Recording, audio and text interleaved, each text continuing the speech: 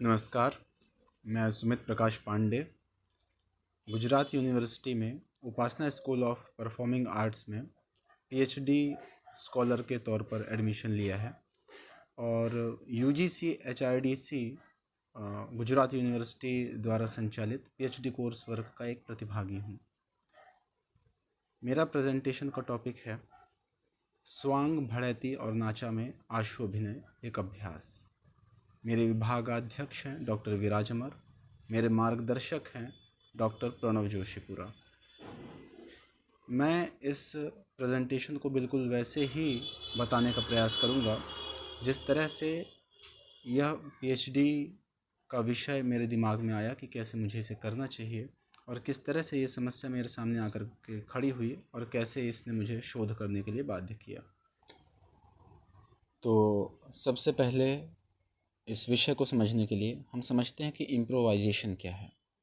Improvisation जैसा कि हम जानते हैं कि सबसे पहले यह शब्द म्यूज़िक में आया था और इसकी जो डेफिनेशन हो सकती है वह यह है कि किसी भी परिस्थिति में, किसी भी संवाद का, किसी भी आइडिया का, किसी भी कल्पना का तुरंत ऑन द स्पॉट उसकी रचना करना और उसी के साथ कहानी को आगे बढ़ाना। यह पूरी प्रक्रिया बिल्कुल स्वाभाविक ढंग से होती है। इसमें किसी भी तरह का कोई भी प्लानिंग या कोई भी तैयारी नहीं की जाती है और ये कोई कैरेक्टर हो सकता है, कोई टेक्स्ट हो सकता है या कोई आइडिया हो सकता है इसके पीछे।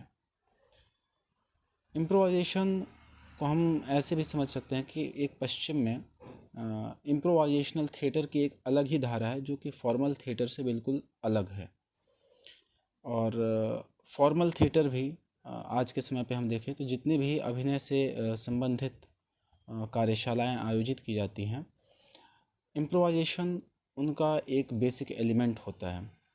और जितने भी बड़े बड़े निर्देशक हैं, स्टैनिस्लवेस्की, मेयरहोल्ड, पीटर ब्रूक, डोस्टोवस्की, उन सब ने इम्प्रोवाइजेशन को एक टूल की तरह फॉर्मल थिएटर में यूज़ किया है।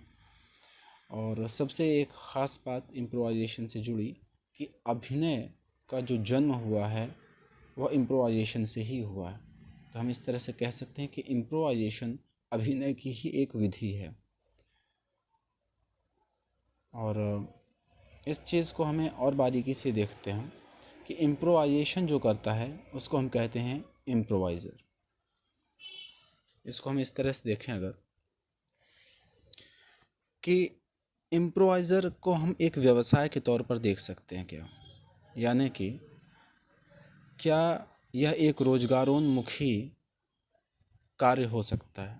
तो हम जानते हैं कि आजकल कई मार्केटिंग कंपनियां और कई तरह के सेक्टर्स हैं जो इम्प्रोवाइज़र्स को हायर करते हैं ताकि वो उनके एम्प्लॉयज़ की पर्सनालिटी डेवलपमेंट में और स्किल को गेन करने में उनकी हेल्प कर सकें। यहाँ तक कि जीवन जीने की भी स्वाभाविक कला हमें इम्प्रोवाइजेशन से सीखने को मिलती है। यही कारण है कि आज के दौर पे हम देख रहे हैं कि आईटी सेक्टर से जुड़े काफ़ी लोग जो बहुत ज़्यादा बिज़ी रहते हैं अपने दैनिक क्रियाकलापों में, वो इम्प्रोव कॉमेडी की कई कार्यशालाओं में भाग लिया करते हैं।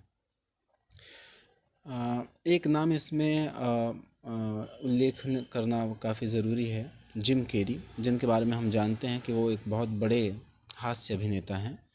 तो जिम कैरी भी दरअसल उनके भी अभिनय का जो राज है वो उनके इम्प्रोवाइजेशन में ही है। वो पहले एक इम्प्रोवाइज़र हैं और उसके बाद ही वो एक अभिनेता हैं।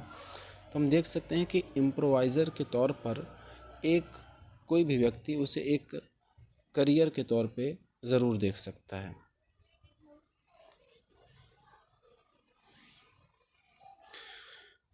अब यहाँ पे अगला सवाल आता है कि अगर किसी को इम्प्रोवाइज़र बनना है, एक अच्छा इम्प्रोवाइज़र बनना है, इसमें उसे अपना करियर तलाश करना है, तो इसे सीखने के क्या साधन उसके पास हैं।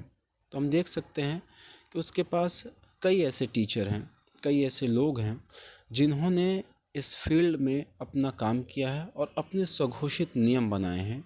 और उसके तहत जिस प्रकार से कोई बच्चा ड्रामा सीखता है, कोई भी बच्चा पेंटिंग सीखता है, उसी तरह से कोई भी बच्चा या कोई भी व्यक्ति जो इम्प्रोवाइजेशन को सीखना चाहे वो उसकी ABCD से शुरू करके उसे सीख सकता है। और इस कड़ी में कई बड़े नाम हैं, जैसे डारियो फो, जैसे कि वॉयला स्पोलिन जिन्हें मदर ऑफ इम्प्रोवाइजेशन कहा जाता है, कीथ जॉनस्टोन जिन्हें फादर ऑफ इम्प्रोवाइजेशन कहा जाता है, डेल क्लोज, ऐसे कई नाम हम ले सकते हैं। और यहाँ पर एक बात और गौर करने लायक है कि जितने भी नाम मैंने यहाँ पे अभी सुझाए, यह सारे के सारे भारत के बाहर के लोग हैं। इस तरह से एक तथ्य हमारे सामने आता है कि ऐसा कोई इम्प्रोवाइज़र या ऐसा कोई दिग्दर्शक हमारे भारत में नहीं है जो जिसने इस विधा पे बहुत शुरुआत से काम किया हो, इसे व्यवस्थित किया हो और इसे एक तकनीक के तौर पर प्रतिष्ठापित किया हो।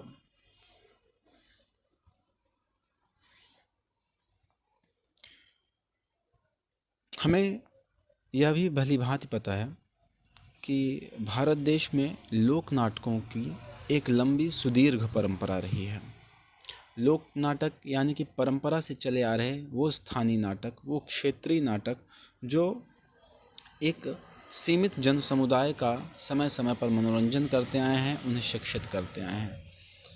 आज हम जानते हैं कि इन में से कई लोक नाट्य ऐसे हैं जिनके अभिनय के केंद्र में इम्प्रोवाइजेशन है, और हम उसे जानते हैं आशु अभिनय के नाम से। हाँ, भारत में इम्प्रोवाइजेशन शब्द नहीं है, उसकी जगह है आशु अभिनय।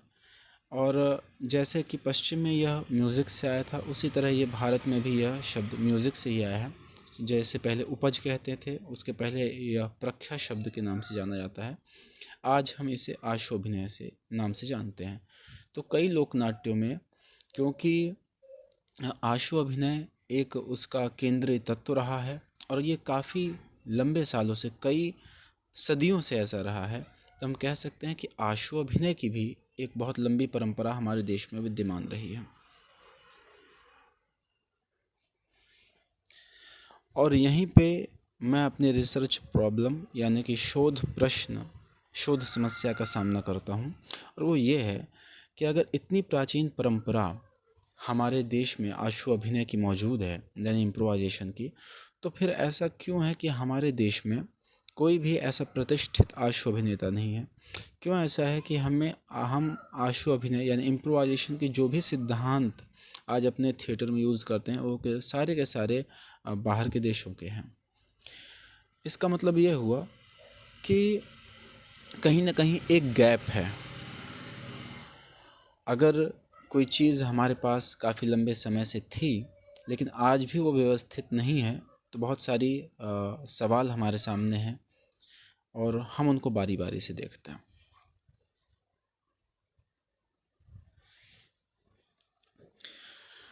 इन सवालों को ढूंढने के लिए ज़रूरी है कि शोध का सहारा लिया जाए, क्योंकि इसके लिए इससे जुड़े जितने भी साहित्य ग्रंथ हैं या संदर्भित ग्रंथ हैं, उन सब का अध्ययन करना होगा, उनके विशेषज्ञों से मिल कर के उन पर विमर्श करना होगा, बातचीत करनी होगी। लोक नाटकों से और ख़ास करके आशु अभिनय से जुड़े हुए जितने भी अच्छे और ज्ञानी कलाकार हैं, उनसे मिलकर उनकी मनोस्थिति को, उनके कार्य सिद्धांत को, उनकी पद्धतियों को जानना भी होगा। इस तरह से हम देखते हैं कि यह पूरी समस्या, यह पूरा एक क्वेश्चन हमसे एक शोध की मांग करता है, और यही वो प्रस्थान बिंदु है जहाँ से मैं अपने शोध के लिए आगे बढ़ता हूँ। और देखते हैं कि इस शोध में हम किस तरह से आगे बढ़ सकते हैं, और इसको एक दायरे में लाने के लिए जितने भी लोक नाट्य हैं, उनमें से 3 लोक नाट्य स्वांग, भड़ैती और नाचा, इनको मैंने अपने शोध अध्ययन में शामिल किया हुआ है। ये तीनों ही अपने नाटकों में आशु अभिनय के उपयोग के लिए प्रख्यात हैं। अतः विवरणात्मक और विश्लेषणात्मक विधि पद्धति का इस्तेमाल करके शोध में मैं अपनी इस शोध प्रक्रिया को आगे बढ़ाऊंगा।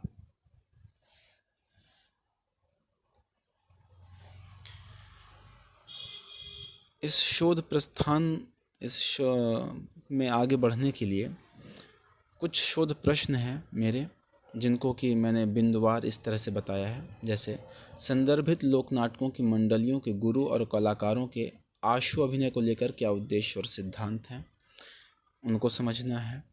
संदर्भित लोक नाटकों के लोक कलाकार अपने प्रशिक्षण और अभ्यासों में आशु अभिनय को किस तरह से शामिल और प्रयोग करते हैं, यह भी हमारा एक प्रश्न है। हम इस शोध से यह भी जानना चाहते हैं कि संदर्भित लोक नाटकों में आशु अभिनय द्वारा किस तरह से संवादों की मंच पर रचना करके कहानी को आगे बढ़ाया जाता है। इसके लिए बहुत ही एक फेमस वर्ड है पश्चिम में, नैरेटिव स्किल्स। हम यह भी जानना चाहते हैं कि संदर्भित लोक नाटकों के कलाकार, विशेषकर विदूषक, किस कार्यशैली से अपना काम करता है और उसकी उस वक्त मानसिक अवस्था क्या होती है। संदर्भित भारतीय लोक नाटकों में और पश्चिमी इम्प्रोवाइजेशन में क्या कोई संबंध हो सकता है क्या? अगर ऐसा कोई संबंध हो सकता है तो उस चीज़ की, उस बात की पड़ताल भी यह हमारा शोध करेगा। ये इस शोध का प्रश्न ही है। अब इस शोध के उद्देश्यों को देख लेते हैं। इन शोध के प्रश्नों का उत्तर ही इस शोध का उद्देश्य है। उनको भी बिंदुवार हम समझते हैं कि लोक नाटकों में आशु अभिनय की पद्धति को समझना व उसे व्यवस्थित करना। अभी तक की इस पूरी चर्चा में हम यह जान पाए हैं कि हमारे यहाँ इतनी लंबी परंपरा तो ज़रूर रही है आशु अभिनय की, लेकिन कहीं ना कहीं वो व्यवस्थित नहीं हो पाई, वो संरचनाबद्ध नहीं हो पाई। इसीलिए हमें ऐसी किसी भी जानकारी के लिए बाहर जाना पड़ता। हमारा दूसरा उद्देश्य है लोक नाटकों की मंडलियों के प्रशिक्षण, रिहर्सल को देखना व उससे आशु अभिनय के तत्वों, उनके मेथड्स, अभ्यासों को जानना व उन्हें व्यवस्थित करना। हमारा तीसरा उद्देश्य लोक नाटकों के कलाकारों की आशु अभिनय को लेकर उनकी व्यक्तिगत पद्धति को जानना, समझना व उनकी मानसिक तैयारी को भी जानना और उसे व्यवस्थित करना। और हमारा एक और उद्देश्य कि भारतीय लोक नाटकों की आशु अभिनय की पद्धति और पश्चिमी इम्प्रोवाइजेशन की पद्धति के बीच के संबंध को जानना। इसके बाद इस शोध की जो परिकल्पनाएं मैंने बनाई हैं उसमें से एक है कि अगर लोक कलाकारों की कोई व्यक्तिगत पद्धति होती है जिसके द्वारा वो अपनी मानसिक तैयारी करते हैं, तो निश्चय ही वो कई घंटों तक इम्प्रोवाइजेशन कर सकने में भी संभव या सफल होते होंगे। दूसरी जो मैंने परिकल्पना बनाई है कि अगर मंडलियों के प्रशिक्षण में औपचारिक या अनौपचारिक तरीके से कोई अभ्यास व मेथड हैं तो उन्हें व्यवस्थित भी किया जा सकता है। और जो तीसरी मेरी परिकल्पना है वो यह है कि भारतीय लोक नाटकों व अन्य देशों के प्रमुख इम्प्रोवाइजेशन थिएटर में कुछ न कुछ संबंध हैं। तो इस तरह से ये मेरी पूरी शोध की परिकल्पना है और मैं बहुत धन्यवाद देना चाहता हूँ UGC HRDC department Gujarat university का कि उन्होंने मुझे मौका दिया अपने इस थीसिस को, अपने इस प्रेजेंटेशन को समझाने का, और मैं बहुत आभारी हूँ इन सब का। धन्यवाद।